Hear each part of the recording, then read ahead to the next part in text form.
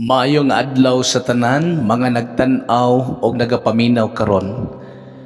Sa matag usa kanato, naagid tay mga panahon nga lisod sabton ang kinabuhi.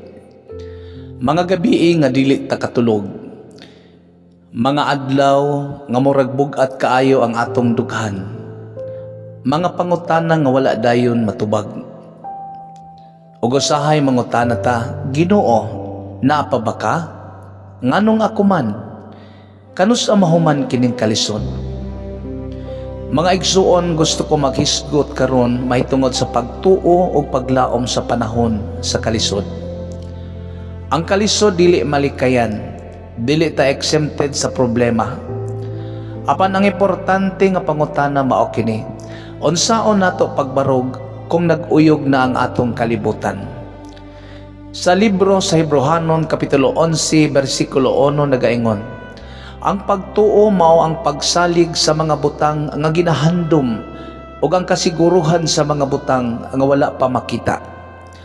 Ang pagtuo dili lang kung klaro ang dalan, ang pagtuo dili lang kung naatay kwarta, dili lang kung healthy ta, dili lang kung malinawon ang pamilya. Ang tinuod nga pagtuo makita kung naata sa unos. Kung nagtan-aw ka karon og murag ikaw naa sa unos, problema sa pamilya, problema sa trabaho, problema sa relasyon o personal nga kahuyang, gusto nako isulti kanimo, ang Ginoo wala mo biya kanimo. Usahay, dili nato makita ang iyang lihok, pero naglihok siya sa likod sa eksena. Sama sa hangin, dili nato makita, pero mabati nato ang epekto. Ang pagtuo mao ang pag-ingon, Ginoo, dili na ko masabtan ang tanan, pero mosalig ko kanimo. Mga igsuon, ang pagtuo dili pagbati, ang pagtuo desisyon. Desisyon nga mosalig bisan walay klaro nga ebidensya. Desisyon nga magampo bisan kapila na nangayop. Desisyon nga mapadayon bisan kapoy na. Apan dili lang pagtuo ang gikinahanglan. Kinahanglan usab nato ang paglaom.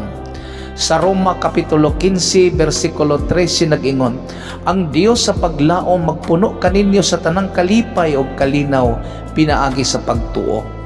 Ang paglaom mao ang kahayag sa kangitngit. Kung gabii kaayo ang imong kahimtang, ang paglaom mao ang bituon nga nag-ingon aduna pay ugma. Basin karon murag wala kay makita nga solusyon, basin murag sarado ang tanan nga pultahan, apan ang paglaom sa Ginoo dili pareho sa paglaom sa kalibutan. Ang paglaom sa kalibutan temporaryo, ang paglaom sa Ginoo permanente ug walay katapusan. Kung ang atong paglaom nakabase sa sitwasyon, dali ra kini mabungkag. Apan kung ang atong paglaom nakabase sa Ginoo, dili kini basta-basta matandog. Mga igsuon hinumdumi, ang kalisod dili silot permi, usahay proseso kini.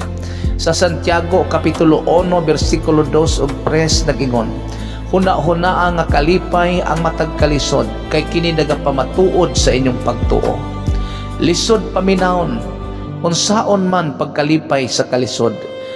Apan ang punto mao kini, ang kalisod naghulma sa atong kinaiya, naglig-on sa atong pagtuo, nagpaduol nato sa Ginoo. Kung walay kalisod, usahay dili ta magampo. Kung walay problema, usahay dili ta mangita sa Ginoo. Apan sa kasakit, sa kagulaanan, sa kakapoy, dito ta mosangpit. Og dito pod nato masinati nga tinuod siya. Mga igsuon, basin karon murag hinay ang imong pagtuo, basin kapoy na ka, basin gusto na ka mohunong, ayaw paghunong. Ang Ginoo nagtrabaho pa bisan wala pa nimo makita ang resulta. Kung nagtan-aw ka sa dagat, ang balod usahay kusog kaayo, apan sa ilawom adunay kalinaw. Mausab na ang Ginoo. Sa ibabaw sa imong sitwasyon murag gubot, apan sa ilawom sa imong plano o sa iyang plano adunay kalinaw. Busa unsaon man nato pagpuyo nga adunay pagtuo o paglaom. Una, padayon sa pag-ampo. bisan mubo lang nga pagampo, bisan luha na lang ang imong masulti, madungog ka sa Ginoo.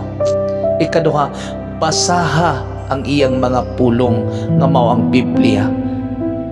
Ang Biblia dili lang libro, kini usa ka giya, kini usa ka kahayag. Ikatulo, ayaw pag inusara sa imong kaugalingon. Pangitaa ang mga tao nga makapalig-on sa imong espiritu. Ug labaw sa tanan, hinumdumi nga gihigugma kapag ayos sa Ginoo. Ang cross mao'y ebidensya ni ana. Ang iyang grasya igo na para sa imong kahuyang.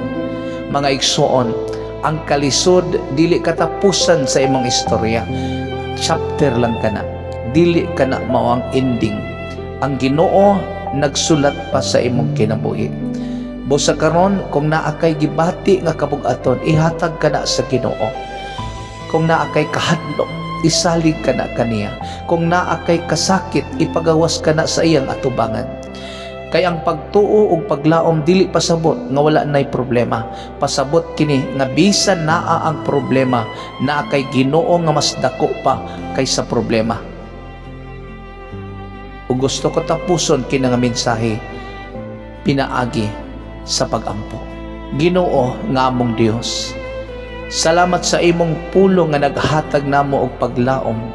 Salamat nga bisan sa kalisod wala ka mobiya kanamo. Ginoo, sa mga nagtan-aw karon nga nag-antos og kabug-aton, akong ginatugyan kanimo ang ilang kahimtang. Hatagi sila og kalinaw sa ilang kasing-kasing, hatagi sila og kusog sa ilang kahuyang. Palig-una ang ilang pagtuo, puna sila sa paglaom nga dili mabungkag o matarog. Tabangi kami nga mosalig kanimo bisan dili namo makita ang tanan. Ginoo, ikaw ang among kusog, ikaw ang among dalangpanan, ikaw ang among paglaom. Sa ngalan ni Jesus. Amen.